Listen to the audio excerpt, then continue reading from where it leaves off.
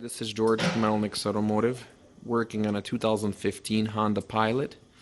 I'm going to show you how to replace a wheel bearing. This is a front wheel drive, but we are replacing a rear wheel bearing.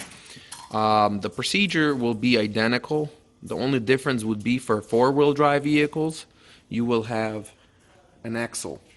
As you can see, this one doesn't have a hole for axle, and that's really would be the only difference, that you would have to remove the axle nut and things like that. So always very highly recommended using an OEM bearing, and I'm going to repeat it myself. Make sure if you have a four-wheel drive, make sure you get the correct part number. This part number that I'm showing, this would work on 09 through 2015 Honda Pilot front wheel drive. And the difference is, as you can see, there's no hole, no splines for axle shaft, because this one doesn't have it. As you can see, it's plugged in the back. Always recommending using an OEM bearing. So we got the wheel off. Next, what I'm going to do, I'm going to remove the brake caliper. Then I will remove the rotor. And then I'm going to start removing the bolts that are in the back. Very easy to do this job, especially if you have impacts. As you can see, the bearing mounts with 4 bolts. Very easy to do. I'll try to show you step by step what to do. I will be using, you could be using impact. You don't have to use an impact tool. I will be using electric impact drill. It's made by DeWalt. I'm not getting sponsored by them. It just makes life a lot easier to use an impact than do it by hand. And I'll show you what to do. So step 1 would be to remove the brake caliper. You'll need size 17, and I have a size 17. You could do it with an open end wrench. You could also use a flex if you're going to use impact. It's really hard to get to the back of the caliper with impact if you don't have the flex, but it's very easy to do just with size 17, either open wrench or a driver. Here are the bolts located right here. This is the brake caliper that's attached to the spindle. This is bolt 1, and then this is bolt 2 on the bottom. Using a flex, it makes a lot quicker. I already took off the top one. This is the bottom, so look what happens. Like I said, you could do it with open end wrench, but the reason I'm using an impact, it makes the job easier and a lot quicker. So check this out. I have a flex, size 17, and this we're gonna take off the caliper.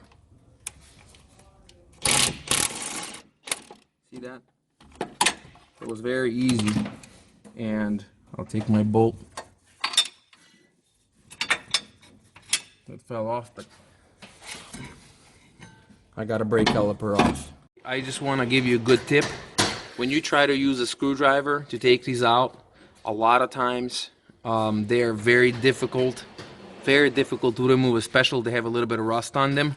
So what I learned, the best way to remove it by using an impact, and I use PH3 Phillips tip.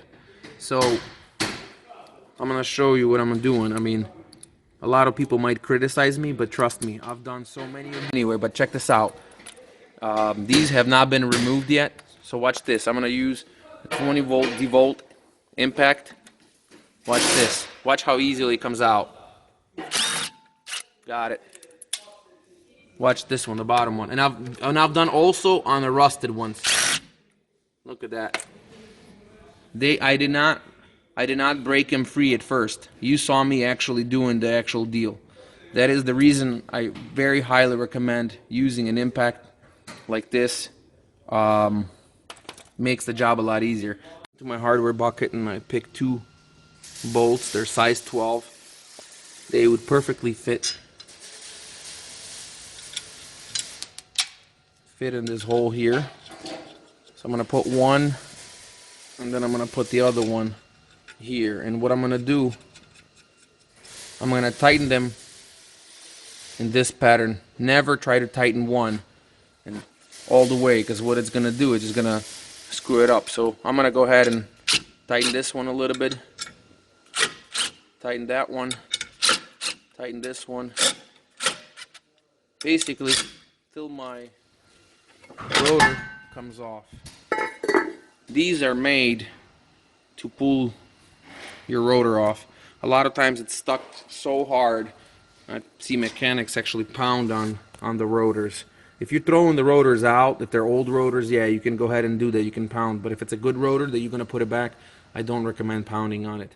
So next, what I'm going to do, I'm going to go ahead and start taking out the hub assembly, and I'll show you. We're going to do that from the back. Next, I need to remove 4 bolts, which are located on the back of the bearing, and I'm going to illustrate them for you in a second so you have an idea. That's where they go. And this is the reason I'm using a flex, as you see, and I'm gonna have to use an extension for one of them. So basically what I'm gonna do, I'm gonna remove these bolts and I'm gonna show you them on the car so you can see where they're located on the car. Let me get my light to a good position. Okay, so this is the back of our hub. Okay, we're gonna go right from the bottom between the control arm. Underneath the lower control arm, we're going to go and we're going to take out this one. There's one on this side, and there's obviously, I'm going to lower my camera. There's 2 on top. There you go. So this is the top, the bottom, top, and bottom. So we're going to go ahead and take those out, and I'm going to show you why I like using impact. So I'm going to go right from the bottom, right through here.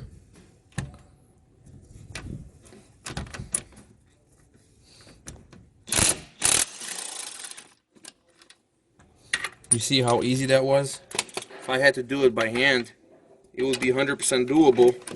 Now I'm taking out the top. With a flex, it makes it so easy. You could do this all by hand. It just, like I said, using flex makes it super easy. Now I'm gonna see if I could show you another shot from here. So this is where the other 2 located on this side. This is top. This is bottom. Same thing. I'm going to use my flex. A lot of times you might need to use an extension, but this makes it very easy to do it. Like for example, for this one, I don't get a very good clean shot, so I might use an extension. Using an impact, I recommend using this kind of extension with a flex at the end to get the ones that on this side of the hub. I'll show you in a second. It's just, if it's too short, we're having an issue reaching this bolt. So watch this. I'm going to go from inside, from underneath, from inside, and with extension, I could easily now, let me see. See that? See that? It's a lot easier.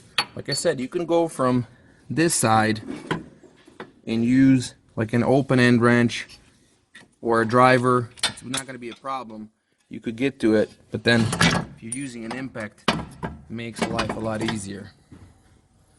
And we're going to do the same thing to the bottom one. What I'm going to do right now, I'm going to just pound on the side of the hub, and the whole hub should come out, and it's going to drop. You do not have to take your brake shoes off. There's enough room for it to come out without any issues. I'm gonna hold the camera with one hand, and then I'm gonna pound on the hub. It will fall out, so just letting you know.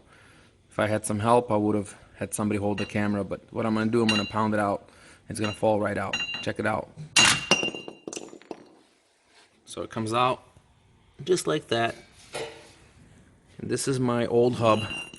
It looks new, but when I turn it, I have a humming noise. I mean, when I turn this, I could feel it when, how it jumps. I could feel it how it jumps. At high speeds, it's making humming. So now, what we're gonna do, we're gonna go ahead and put new hub in. You need to adjust, make sure those holes match. And then, when you gotta tighten the bolts, don't tighten the first bolt all the way. Do them in a pattern like crisscross. This one, that one, that one, that one.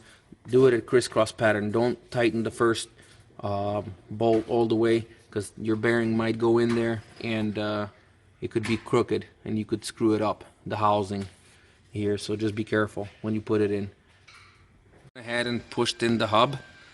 Now I'm gonna go from the back and I'm going to finger tighten all the bolts that go on the back.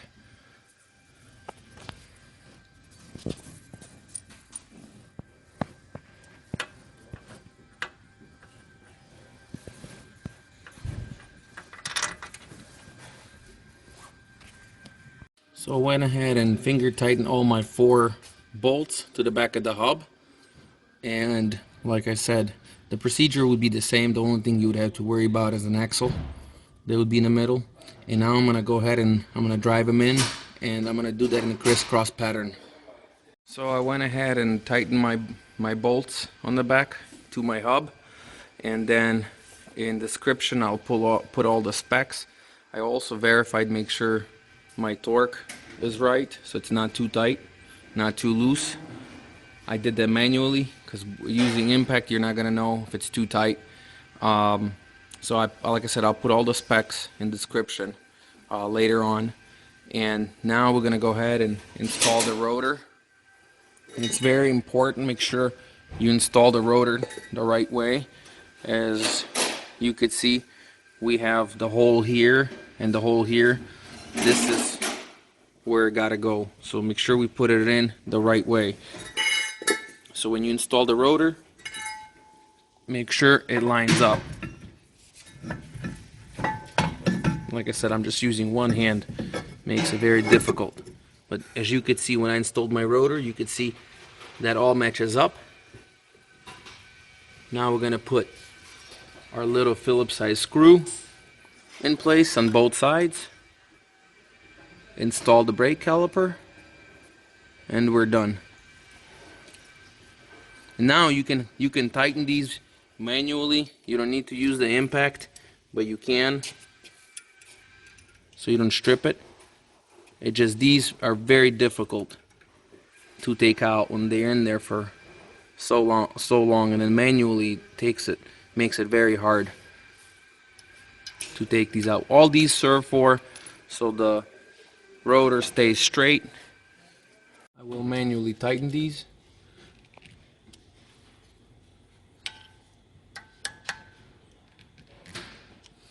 Make my life easier if I had a little tripod.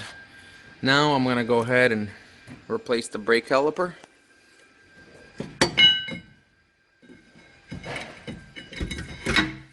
Like I said, if I only had 2 hands, would have made my life a lot easier. So like I said before, what these 2 screws serve for, they hold the rotor in place while you install caliper. Like I said, a lot of cars don't even have these. Older cars didn't even have these.